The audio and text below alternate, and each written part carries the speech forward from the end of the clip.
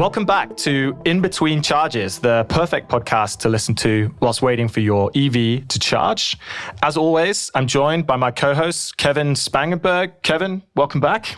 How are things? Thanks, Mike. Yeah, my feed has been flooded with ICNC content. It seems like the entire e-mobility industry was at ICNC. You and I were not there. We were not there. Our invites got lost in the mail. But it seemed like a really great event. A lot of cool things were announced. Monta announced some cool things there. But I do get to have the pleasure of going to Move America in Detroit in 2 weeks. So looking forward to that. I'll be back over there stateside. I hear everybody in the e-mobility industry over there is having a grand old time, breaking records, beating targets. So but excited to get over there, back to the States, and at a good event over there. It'll be great. Yeah, fantastic. I think events are a really great chance to actually see everybody in this industry. It's still not a niche by any stretch, but there are a real kind of community of people, and ICNC is the place in Europe where everyone comes together, and Move America is the place in the US. Yeah. And a lot of people there, obviously, earlier stage than in here. So speaking of e-mobility, we always talk with people from e-mobility industry. Sometimes it's like a loose connection. Sometimes it could be sometimes it could be adjacent. It could be adjacent. Okay. Back to today's episode. Yeah. So speaking about the e-mobility industry and then also some of the attendees at ICNC last week at the time of recording. Today, we're joined by Gideon van Dijk, CEO and co-founder of chargetrip, one of four brains behind the routing technology trusted by brands like Porsche to get real-time EV journey planning inside their vehicles and ultimately in front of drivers. Gideon's team are super focused on the utilization gap that many operators face, and they ultimately see this as a routing problem. And what I'd be particularly interested in is talking about the level or the role that discoverability also plays in that, and ultimately how that has an impact on any operator's bottom line. So Gideon, welcome to the show. Thank you, Mike, Kevin, nice to meet you.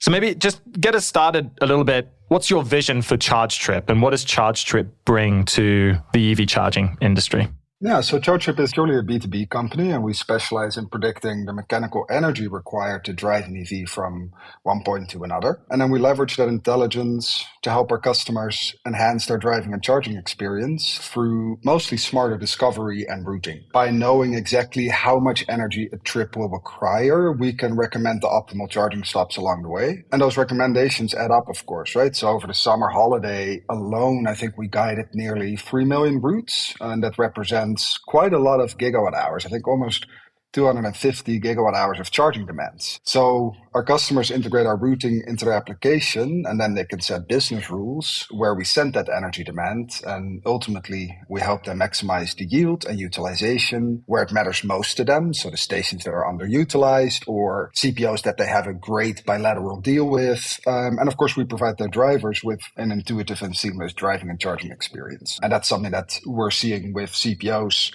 now, as there is some convergence in the markets that's starting to own that experience, and the driving experience specifically becomes really important to their business case because it gives them a little bit of grip on utilization. I think it's really interesting. I think there's a big shift definitely we see this year. It was also a theme at the conference last week, but like most CPOs have been previously obsessed with network expansion, but ignoring the real individual moments. That's the difference between turning a driver into a repeatable revenue source, whether it's you're finding them at the charge point or you're discovering them on Google, or you're discovering with a system that's in the vehicle, for example. But then help us understand a little bit then, who do you target and who do you typically work with? So I think when you first founded, one of the big brands that you were working with was Porsche for their in-app discoverability. But now you're talking about CPOs. Are you looking at CPOs that ultimately have an app, or are you focused more on the MSP side? So those that are actually trying to push out as many charge points as possible to drivers? That's a really interesting question because it kind of hits very core to the charging business model. And I think what you touched upon earlier is these CPOs have mostly been set up as real estate portfolio companies, right? If you look at their economics, the instrumentalization of their business, and also how they were funded a lot by either industry players that were trying to invest in their own marketing funnel. So, how do we sell more cars? Well, we also need to build infrastructure, or it's private equity that thinks there's a lot of value in owning these locations, but they weren't necessarily set up to sell electrons, right? We're now getting to that point where the market is quite constrained and we're seeing low utilization, and all of a sudden they figure out that they're more keen to a greengrocer or a supermarket that actually needs to shift product and it's giving them a hard time, because to be able to do that, you need exposure to the customer. You need to own, these critical touch points within the driving and charging journey. And it's hard to do that if you don't have a really strong front end. So I think if there's defensibility that you're trying to build and you don't want to be just a pipe for connectivity, then you do need to own the driving and charging experience one way or another. And you can do that through your own apps, or you can do that through really strong partnerships with other players that are trying to own that experience. There's big tech that's trying to do that for sure, but there's a really strong position to be made for CPOs that have some sort of vertical ownership over both driving and charging, because the EV driver, their touch points along the charging journey, they start way earlier than we assume if we look at sort of a traditional routing paradigm for diesel and petrol vehicles. So there's much more to own and much more to influence, is what I'm saying. We talked a fair amount of CPOs and everything, and there's quite some variation between the sophistication of CPOs, right? And some of them really, really get this. Some of them, maybe get it a little bit less. You have CPOs that have opted for third-party software, such as Monta, to run their network. We love those ones. Then there's many that the Fastneds of the world, the Electras of the world, that have their own application and everything. I take it the latter is kind of your sweet spot then, is like a CPO that has built an app and is really trying to own that driver a bit and really be a part of their charging experience, as opposed to the other CPOs that are like, you know what, we're less a brand here and we want to just kind of back to your point about the infrastructure play or private equity getting involved and just focusing on the kind of asset. Yeah, sorry. So I went on a bit of a tangent, but you asked me about who we target in the market. And so the short answer is anyone that's trying to get EV drivers from A to B and wants to have some sort of control over what they do, and then specifically charging behavior. And so that can be a CPO, but it can also be anyone that's rolling out an eMSP proposition, right? Like, for example, leasing companies or rental companies. Yeah. Some of the biggest fleets currently on the road today are the big leasers, and they're rolling out eMSP propositions because it's a really compelling supplemental revenue stream for them. I'm not sure how much you know about leasing businesses, but the margins are super thin, right? On a 4-year leasing contract, they might make between $1,000 and $2,000. That's it. And then there's some residual value, but then most of it is supplemental streams. And so charging offers a massive opportunity there because there's just such disparity. There's just so much difference. Like, you can buy a kilowatt hour for 60 cents or for 19 cents, and it's the exact same electrons. There's so much price disparity that there's a really large playing field for optimization.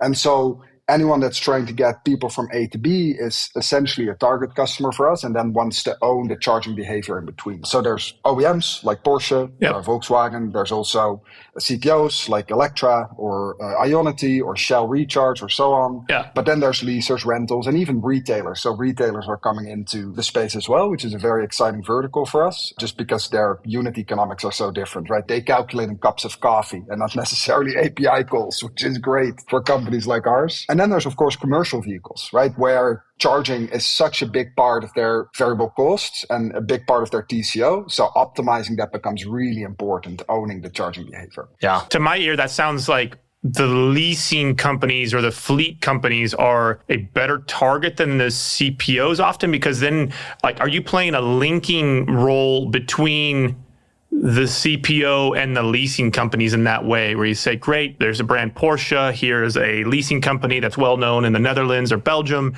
and we want to provide that link to the CPOs via our API, because these brands oftentimes, like Electra's built up a bit of a brand, Fastned's built up a bit of a brand, but they are fundamentally trying to trade electrons, right? They're trying to buy electricity for 15 cents and sell it for 60, right? And that's kind of their play. Or are you kind of seeing both sides, like these CPOs really becoming brands that can get that loyalty? Or is it more the fleet operators that are like, okay, great, I need to try to add on the margin here and build out kind of deeper integration with our fleet and the CPOs? They're both true. They're not mutually exclusive. I mean, we sell the same technology to both verticals, but they are used in a slightly different way. So your first question about leasing, when they introduce, or rental, when they introduce an eMSP solution, they typically white label that. But then what becomes really important is that the drivers that use that specific eMSP solution, they charge at the stations where you, as the eMSP solution, have the highest margins. You want to send your drivers to those CPOs where you have the best deal with, right? Because you're guaranteeing volume. For CPOs, it's similar, but it's mostly to increase utilization at stations, right? CPOs have quite an interesting and challenged position in the market. They are mostly there to maintain and build out infrastructure, but there's these touch points within the driver journey that really influence experience, the utilization and the monetization of your charging business model. And by offering a very seamless experience and by helping your customers utilize your eMSP card or your specific payment solution at your own stations, you're increasing your utilization, and routing kind of drives that traffic. So the product is exactly the same, just they use it for slightly different context, if that makes sense. It does make sense. And I think it's interesting to think about ChargeTrip's business model here, because I kind of feel like there are a few different angles that you can play. And we know that when operators are able to attract companies that have some sort of captive set of drivers or a group, it can really see not just seasonal spikes, but also ongoing spikes. So we work together with UnoX, and they've made a partnership with Clever, and Clever has a lot of home energy drivers. And essentially then they can pull those charge points onto the Clever app and offer them an attractive price. And straight away then UnoX knows that it has one of the largest home energy providers and charging network providers within their kind of application in the system. I mean, if you look just at the entire driving and charging journey, or the driver's charging journey, like the big critical moments of truth, so to say, are search and discovery, route planning and pre-trip decisions that you're making. Maybe you need to charge somewhere, you've got kids in the car and you need like a playground, or you want free Wi-Fi or something. Then there's arrival and access, which is really important. And then all the way at the end, you have post-charge experience and operational excellence, which is probably where Manta also comes in, right? So we're looking at that journey, but we're kind of coming from two sides where we really want to drive traffic to certain stations to increase utilization. And you're very focused on making sure that the operational efficiency of those stations is absolutely excellent, and it's extremely important. Like for driver experience across that journey, a station that doesn't work just completely messes up how you feel about electric mobility, how you feel about that CPO. It is so important to get that utilization up for CPO specifically, but also for the driver to make sure that there's really good availability and operational excellence at the stations, even into post-charging experiences. So we're kind of tackling that from two sides. Yeah, exactly. It all comes together. So maybe let's talk on the driver journey and try to unpack a little bit those moments that really matter, as you've started to talk about, because you could also see the moments that matter really differ depending on the driver. And there are the classic, I guess you segment drivers based on if they're private or commercial. Correct. And then you also separate them based on whether they have a home charge point or not. That's how much public kilowatt hours they'll trade, and ultimately how much that driver is worth to the business. And then also if they are a commuter, maybe they live out in the suburbs, or maybe they are actually someone who's living within the city, and the kind of discoverability of what they're looking for. And I guess the first thing is when someone gets an EV for the first time, they want to understand what networks basically are in and around. And for anybody who has a home charge point or they're not a commercial driver, at least from what we see, a lot of our drivers tend to prefer really specific networks, and then they rely on more discoverability when they're going a little bit further, or if they're taking their kids off to a new site up in Jylland to try to play handball together and they've never visited there before and they need to find a new charge point. So there are those kind of specific use cases. But then the use case is very, very different for commercial drivers. And if I was trying to look at the volume of kilowatt hours per individual case, and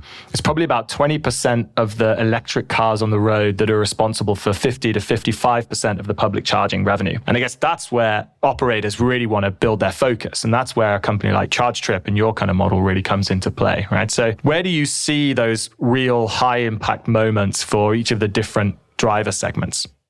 So I think we're slightly less sophisticated than you when we look at the market. So we see commercial vehicle drivers as one segment, and then we see personal vehicle drivers as another segment. But we start sort of when you leave the home, right? So the home charging is not such a big influence for us. It's not something we take into account. And then with personal vehicle drivers, we kind of look at sort of how well versed are they within the EV space or within EV ownership. Are they very new drivers or more experienced drivers? And we have slightly different paradigms for each of those. But I think what's core to understand about EV driving and what makes it very different is that you're buying this new technology, which is an amazing driving experience, right? The technology wins. And we as a society win because of it. It is much cleaner. It is better for the environment. But as a driver, the user experience sometimes feels a little bit like a puzzle, right? There's just all these things that are coming your way. And if you have a family and one person doesn't feel really comfortable with those new paradigms, then you're not going to adopt that technology. So it's important we fix it, right? And these unknowns, like not knowing where to charge or not knowing what charge card to use, or why do I have 6 charge cards in my vehicle? Or is there going to be a bathroom? This sounds like a really silly thing, but it's actually really important, right? You want sort of to be able to rely on the amenities there that you've always been used to.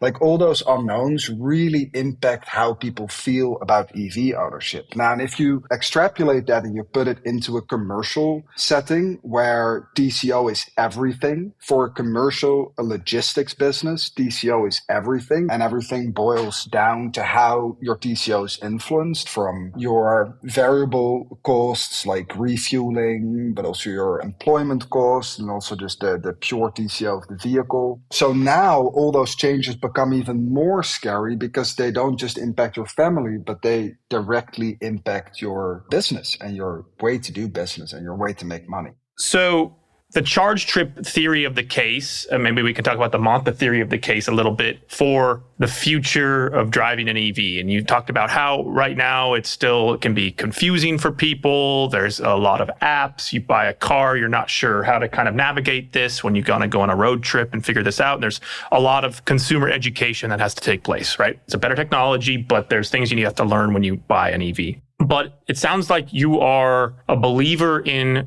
driver apps going forward. Seems like there's a fair bit of debate in our industry about the utility of an app, the necessity of an app. We'll speak to companies that are like, great, I need white label only. I've got a brand. It's super important for me to build up a relationship with the driver. And then we'll talk to other CPOs that are like, screw that. This industry doesn't need yet another app. I know that's a waste of time and money. We're going to get 200 downloads and it does not drive utilization whatsoever. Where do you kind of fall on the eMSP driver apps will be a necessary part of our industry going forward? Or is it discoverability through other means and you show up and you pay at a payment terminal?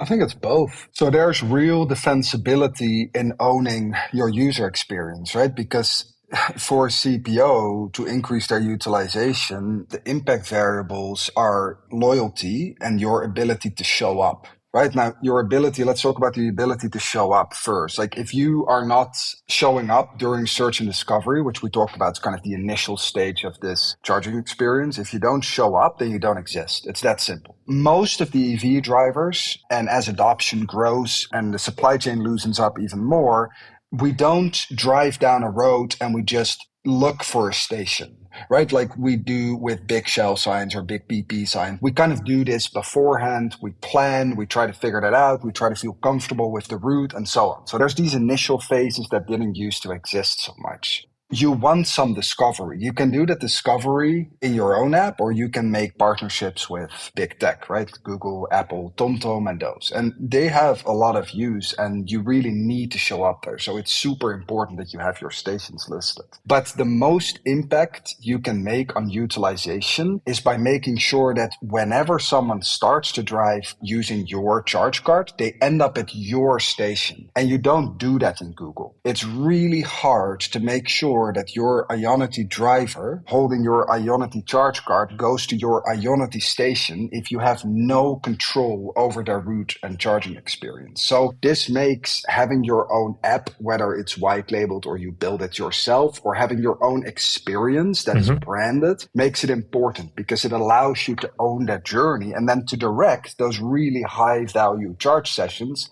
to the stations where you need them most. So you need both. You need the visibility because otherwise you don't exist, but you also need some way to have control over the charging behavior of your users. And that's really important if you have a fleet because it really does matter where your driver decides to charge for your bottom line, but it also matters if your worry is utilization. That means you need control over where people start to charge. And you do that now by having this really intuitive, vertically integrated experience for your drivers. You also see a lot of CPOs that are moving into the commercial vehicle space, where it also becomes very important to have an integrated experience, because their customers, the fleets now, they need to ensure that those drivers end up at the right stations.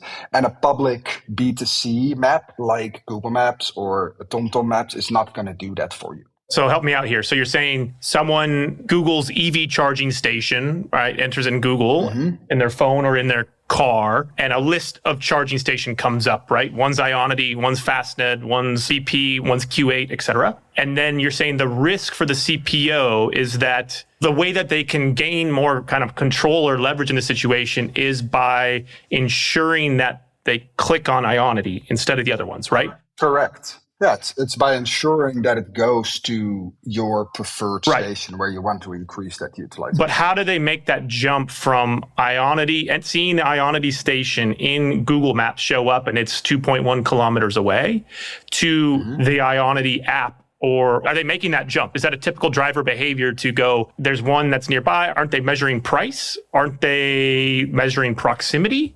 Like, why are they then jumping over into the Ionity app? No, these are two separate experiences. I'm just looking at it from both ways, right? I'm looking at how important it is to show up in these public applications because there is use in them. But I'm also highlighting how important it is to have your own ecosystem for the driver. Because if you go into your Ionity app to plan a route from here to Italy, that Ionity app will recommend you to stop at Ionity stations. So when you have the driver in your environment, you determine where they charge. If you have that driver not in your environment, you do not. So there is a real importance for the CPO to have these applications. Similarly, for the leasers and for the rental agencies and so on, it's because now you have control over that journey. Whereas if you leave them in Drives or Apple Maps or so on, you don't. That's what I'm trying to highlight. Okay. So there's not a lot of cross-pollination between the apps. It's probably the cross-pollination is the other way around, right? Let's say you're an Ivan's lease car owner and you have an Ivan's eMSP card, which they just announced with plug surfing at ICNC, right? That's pretty cool, actually. So you have that Ivan's eMSP card, you get your lease vehicle, and now you want to make sure that you charge at a really good rate. So you want to charge at the CPOs where Ivan has a really good deal for you, because you might be a company with 10,000 leasing vehicles, so it matters. Then you want those drivers to be in a controlled environment where they charge it wherever you recommend them to. So then maybe if I think about the companies or the types of companies that are racing towards owning the driver experience, there are naturally the charge point operators that also see themselves as quasi kind of MSP, where they're trying to pull traffic to their individual charge points to maximize utilization. Very gray area. Yeah, exactly. It's gray. And there's also a huge conflict there. We just call them CPOs, but yeah. Yeah, and there is also a conflict there, because then you want to give the best charging experience to your drivers, but you also want to make sure that your own charge points are pulling up higher than the other charge points within your roaming network. So then it becomes about having them in the best locations where all your individual drivers are. It's no longer a volumes play in roaming. It's kind of a location. Correct. And then the second group that's trying to own it is naturally the OEMs. Tesla has their version of maps and also all of the Tesla superchargers, etc. It's integrated to the individual's payment. They have card. You just go, start, plug and charge, off you go. It's fantastic. And a lot of the other OEMs want to replicate that. And then within OEMs, you have big tech trying to compete for the space. Apple via Apple CarPlay, wanting to have Apple Maps, but then also Google Maps. And then kind of on the third side, you could argue that there is a future where best-in-class maps, if we believe that the charging experience is about discoverability, those are the companies that will also play a huge role if they do start to venture further into managing payments, wanting to play a role in kilowatt hours, starting up individual companies that will also be interested in kind of energy management space. And I feel like both of those companies pose a pretty significant risk for charge point operators that have an app experience to try to bring them in. Because, I don't know, 2/3 of how people might discover an individual charge point, unless you're a fast charging network like Electra, where you can say subscribe and the interest in you as a driver is that you get 20, 30, 40% off your overall charging. But that doesn't apply across all the other networks. Yeah. The in-app and the Google You're Map. describing some sort of natural selection within our plethora of CPOs that we have in Europe, and that's obviously going to happen. Yeah. I mean, and the same will happen within all the operators, like all the software companies that are supplying these CPOs. I mean, there's convergence, like there's consolidation going to happen. We know that. We've known that for the last 2 years, and now we're starting to see it, right? CPMS systems that are being acquired, and I'm sure CPOs and eMSPs will follow. That's, I think, not necessarily a bad thing for the market. It might be uncomfortable because we're not really sure where our position is yet, but it's not necessarily a bad thing for the market to have this consolidation, right? The Spark Alliance, except for the fact that everyone kind of wonders about what it really is, what it signals. We had that conversation. Yeah. No, I'm quite interested in it because what it signals to the driver is that we're picking a couple of CPOs where we know that your experience is going to be stellar. We want to make sure that when you, on your journey, that you end up at CPOs where you have an incredible experience, because at the core of this is, I think, that everyone in the industry wants to accelerate the advent of sustainable transportation. And we also all understand that if I send you to a station that is out of order, or even worse, it works perfectly fine, but for some reason or another, I'm not able to charge, it destroys your confidence, right? It really does. And if you've got 2 kids in the back of a car that are crying and you're like 10 miles off the highway and there's not even somewhere to pee or just to get a sandwich, it does something to the family and it's very hard to repair. And so I know the CEOs of these CPOs that built these alliances. I understand it. The core to it is we just want to build the absolute best driving and charging experience we can possibly offer to make sure people feel comfortable with this technology. And that's a good thing. It's like early signs of this consolidation. But yeah, or the CPOs themselves, but also eMSP solutions. So they're feeling a lot of competition from outside. Like big tech is always, they want ecosystem control. That's not a secret. And they're good at building ecosystems and they're good at building control within those systems. And charging is easily integrated within homes and mobile devices and navigation systems and even energy platforms. And so that poses a threat, especially because, of course, they want to own the payments layer. They absolutely want to own the payment layer. But there is this, because the driving experience of e-mobility is so inherently different from owning an ICE vehicle. Sometimes you need to defend this. I don't think I need to defend it in this podcast because of who listens to it. But sometimes you need to defend that because people assume that just getting into an EV is the same as getting into a diesel vehicle. But it's not, for all the aforementioned reasons, right? Because your entire journey and sort of the critical moments in that journey are just very, very different. And so because it's so different, there is a real value for the end consumer for platforms that make that super intuitive and super integrated. And I'm sure that there are several CPOs that are able to do that. I'm sure you've mentioned some of them, right? Electra is doing a great job at that. Ionity is doing a great job. Fastnet as well. But there's more that are really doing a great service to the EV driver and also a great service to themselves, because once you have the attention and the loyalty of that EV driver and you're able to steer them to your locations, you can directly see the impact on your business case.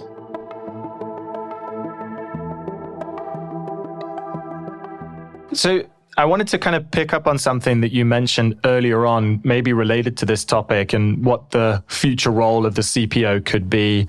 You mentioned that there is a possible risk of a CPO kind of basically becoming a pipe towards the owners of the driving experience. And it kind of makes me think, obviously all the CPOs today consider other CPOs their biggest competition. Who's getting the share of the public charging and who's getting that driver and retaining them? But is that actually the big competitor that's most important for them? I'd be interested to hear your thoughts about whether there are actually other competitive groups that are starting to compete for this space as opposed to other CPOs? Is the real risk that you could actually become more of a infrastructure platform operator, and then some of these others, the OEMs or the maps or the best-in-class discoverability, are going to come and basically eat their lunch because they focus super hard on owning the experience and owning discoverability at the right moment? Yeah, that's obviously. So a CPO traditionally is built to operate and maintain physical infrastructure. And tech companies are built to own the user experience. The tricky thing is the CPO actually needs to own the user experience to be bigger than just owning the physical infrastructure. There's a lot of commoditization on hardware, right? And access and data that's being commoditized really rapidly. Even companies like Hubject and Giraffe, who have owned the connection for years, are starting to feel the pressure from sort of open data platforms or platforms that offer this connection for free even. And then on the other side, there's other verticals that are seeing charging as incredible supplemental revenue, right?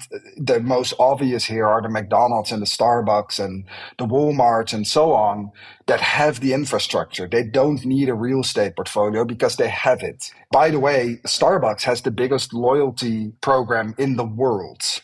Right? They've got something like more than 30 million people on their card. And you can put money on that card. It's already has a banking license. These companies are just looking at charging as a very nice supplemental revenue that's really cheap to put at their locations that are already very close to the highway and that can capture really high value dwell times because you know they're going to be there for 30 minutes. So you can sell them more coffee. So there's a lot of these outside pressures weighing down on CPOs, but then the opportunity is that if you as a CPO are able to capture the journey and make it super, super seamless, it's cost, and convenience, right? You make it super, super seamless and you offer good prices, then there's real defensibility in owning that customer relationship.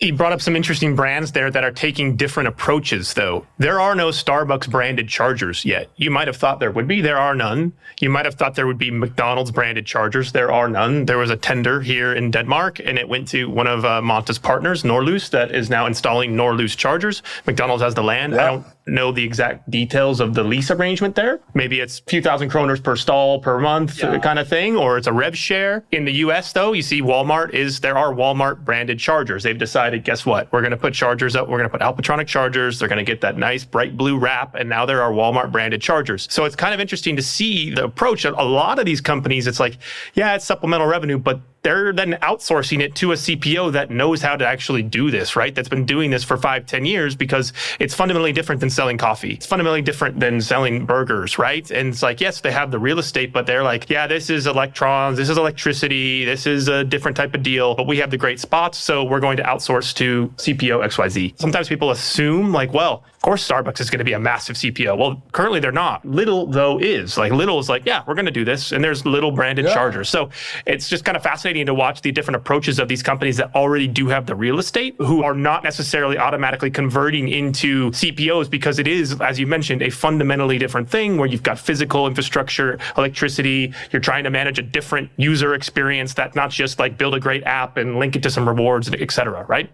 Yeah, so to me, that is just indicative of the market trying to figure out what the most efficient way is to do this. Someone to vertically own it and someone to rely on outside suppliers and vendors to operate it for them. But what you're seeing is that they're all really interested in capturing the dwell time. And so it's just another vertical that enters this market, and that makes it more crowded and that makes it a little bit more competitive. And yeah, we'll see that play out. But it's true, there's different approaches to that. Yeah, I think it's interesting because let's go down the line of McDonald's and say, there's a vested opportunity for them. They already have the dwell time. It's just that they don't make anything from it except they sell their burgers, the muffins. I really liked the hot apple bake that burnt the crap out of my mouth every single time. It came out piping hot. It was insane. So now there's a chance for them. And fair enough, they don't know hardware but it's quickly being commoditized. Yeah. They don't necessarily know installations, operations, and maintenance, but they're running a building that needs a lot of upkeep, and they're also running parking tickets, etc. nearby. Isn't there some overlap with some of the partnerships that they already have? But they probably outsourced all that already, right? Isn't this just an extension of the outsourcing? McDonald's doesn't own everything. They've got suppliers for everything, right? No, exactly. Yeah, fair enough. So then they have suppliers for the car park operations, but it's like, why don't they just outsource the installation and operations, and then they keep all of the kilowatt hours? And then they can operate. I guess they don't have a support service as well. So if something goes wrong, they don't want to become a customer support center and everything else. Yeah, okay. So it's adjacent to their core. They want to make sure that people come in, but I can't see a real strong case for them to operate, actually. The obvious kind of opportunity, I'm not saying that we need to do the mathematics here, but I'm not sure if it works out. But like if you have a really big loyalty program and you've got 30 million people on a platform that engage with it because they want free coffee, which is very strong. Like it's a very strong driver for people, coffee. I'm sure there's quite a lot of cross-pollination between EV drivers and coffee drinkers with every segment. But I can imagine that loyalty experience to just be able to function as a charge card. I mean, we're seeing Visa, MasterCard, Amex, we're all seeing them move into the charging experience, either through partnerships or through their own propositions. Why can't my IKEA card or my Starbucks card not start a charge session? And why can't I get 1 point, whatever that's arbitrary, 1 point at an Ionity charger and get 2 points at one that's located near Starbucks? Sure. Yeah. Right? It's that simple. So again, I'm not sure how the math works out on this. This is just an example proposition, but I'm sure that there's people thinking about this and trying to do the maths for it. And then we'll see how that plays out. But the retailers, the supermarkets, they've cracked it somehow. Sainsbury's is one of the biggest fast network operators in the UK. That's, I mean, from a meta point of view, that's just kind of the market trying to figure out what's efficient and what's not. We're in this position now where we're wondering about the role of CPOs, and both sort of the financing side as well as the operational side is very worried about it because there's some consolidation and because these utilization rates are so low. But obviously there's some sort of proportion to this, like it's not directly proportional, but it's like positively correlated to the supply chain, right? We will grow.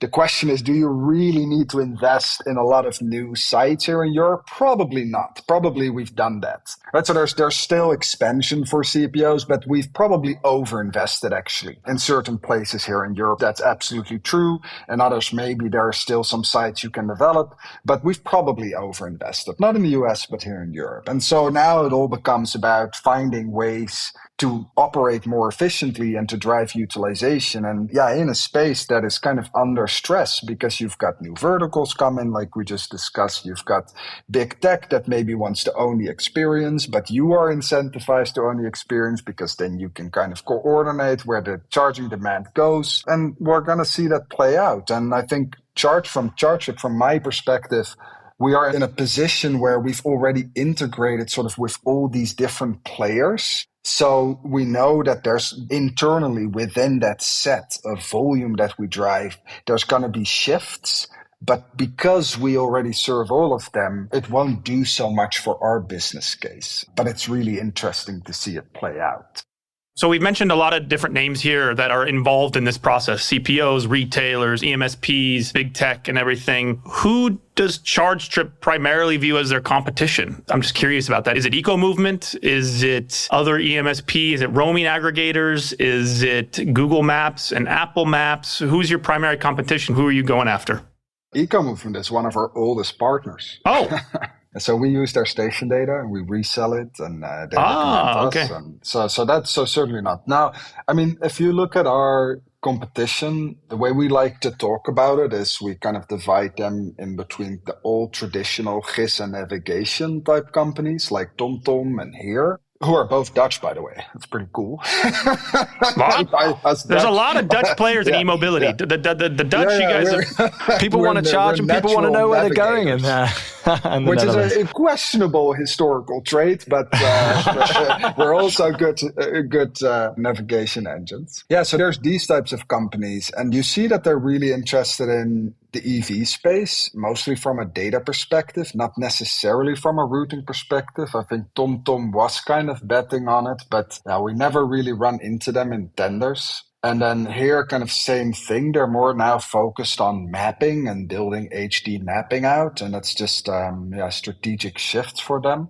Then next, sort of the traditional GIS players, you've got what we kind of call new mobility or pure tech, like Google and Apple Maps and Waze and so on. But also like real competitors, like, for example, Iternio, the company behind a Better Route Planner, which is, of course, a B2C proposition. And now that's been acquired by Rivian, which I'm sure is amazing for them. But also it means that we run into them a lot less because they're now part of the Rivian ecosystem, just very focused on development there. I think what really sets us apart from a company like Google Maps is that if you are in a mixed fleet scenario where you need to be able to do this for every different model and make of electric vehicle, this is something that we have over 10 years of experience with, building these very specific consumption models and then training them over time with some machine learning and loads of telemetry data, because it's mechanical energy consumption. That's not really rocket science, but what's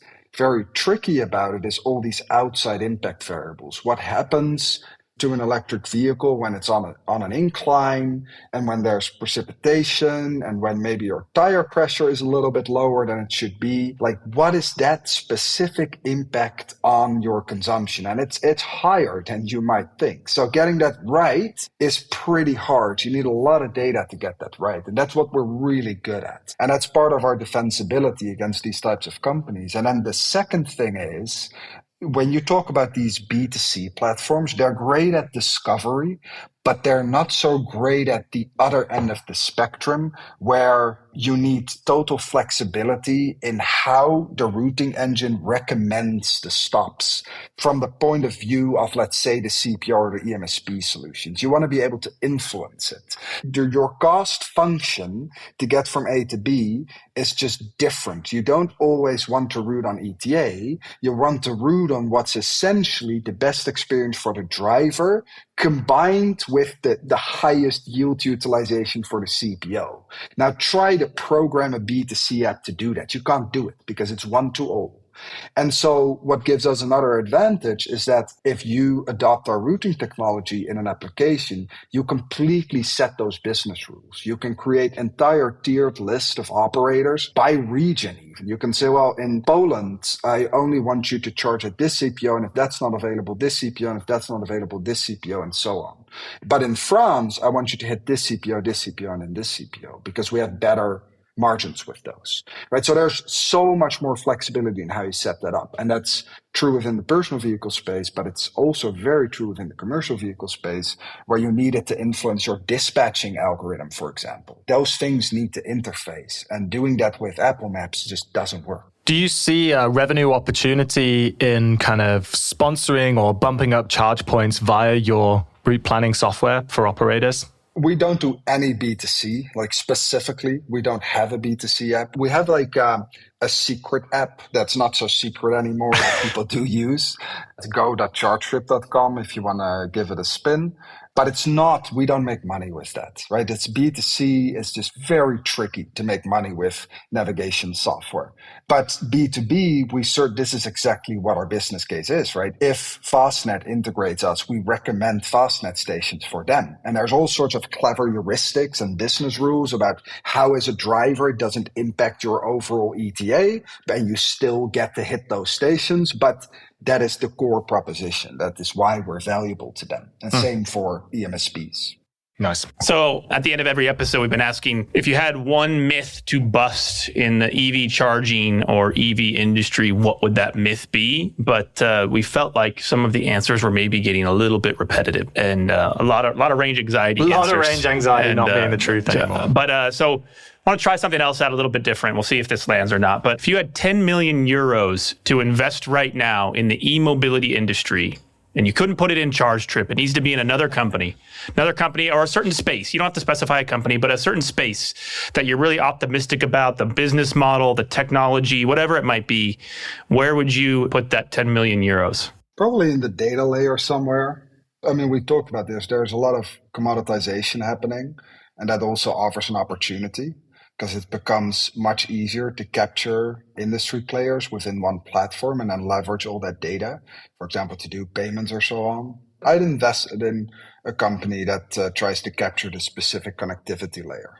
Between users and the charge points, or? Yeah, so for example, someone that sets up much easier bilateral contracts between CPOs or eMSP providers without needing a Hubject or Giraffe.